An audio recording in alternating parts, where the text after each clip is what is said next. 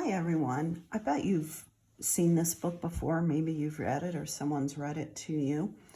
I have not read this one in a long time, but it was one that I really enjoyed when I was younger.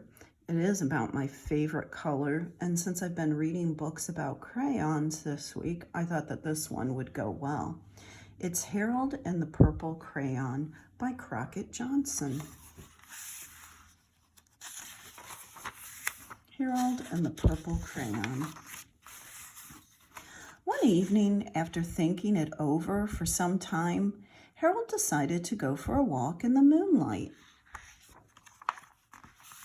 There wasn't any moon, and Harold needed a moon for a walk in the moonlight, and he needed something to walk on.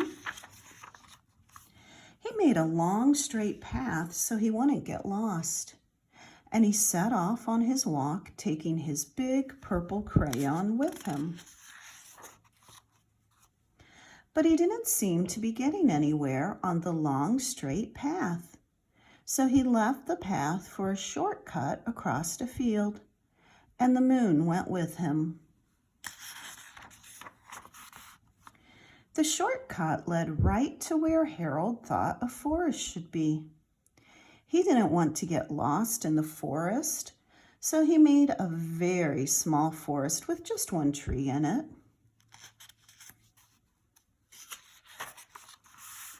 It turned out to be an apple tree.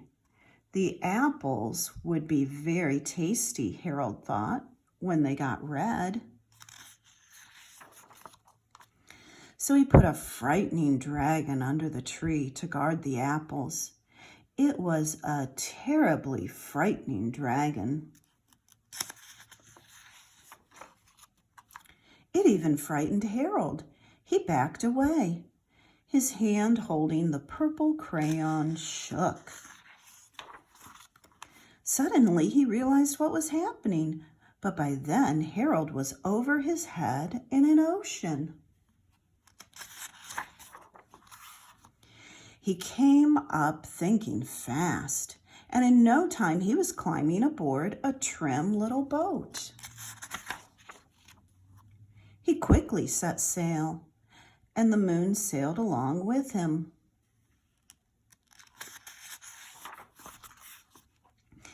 After he had sailed long enough, Harold made land without much trouble. He stepped ashore on the beach, wondering where he was. The sandy beach reminded Harold of picnics, and the thought of picnics made him hungry. So he laid out a nice, simple picnic lunch.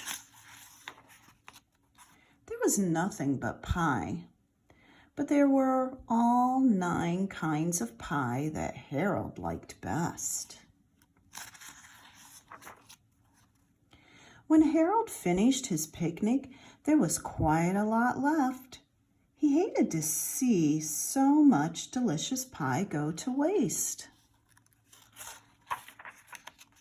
So Harold left a very hungry moose and a deserving porcupine to finish it up. And off he went, looking for a hill to climb to see where he was. Harold knew that the higher up he went, the farther he could see. So he decided to make the hill into a mountain. If he went high enough, he thought, he could see the window of his bedroom. He was tired, and he felt he ought to be getting to bed. He hoped he could see his bedroom window from the top of the mountain. But as he looked down over the other side, he slipped. And there wasn't any other side of the mountain. He was falling in thin air.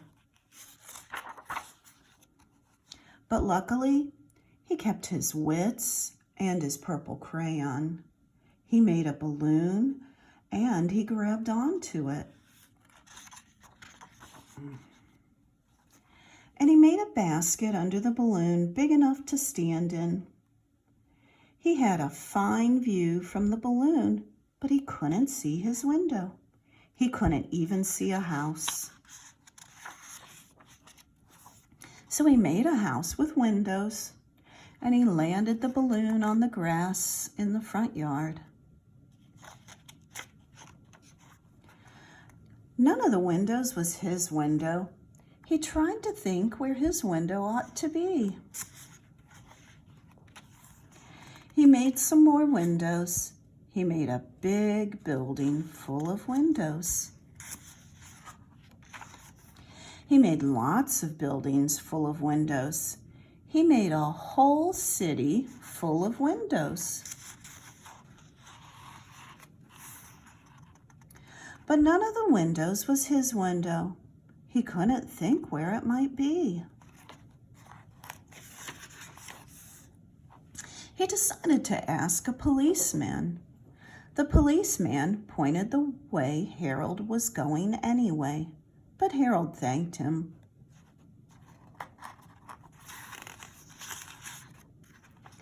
And he walked along with the moon, wishing he was in his room and in bed.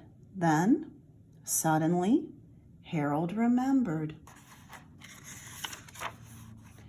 He remembered where his bedroom window was when there was a moon. It was always right around the moon.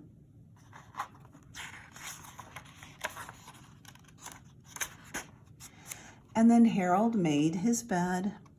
He got in it and drew up the covers. The purple crayon dropped on the floor, and Harold dropped off to sleep. Can you think of any other things that Harold could draw with his purple crayon? He went on quite an adventure with that purple crayon.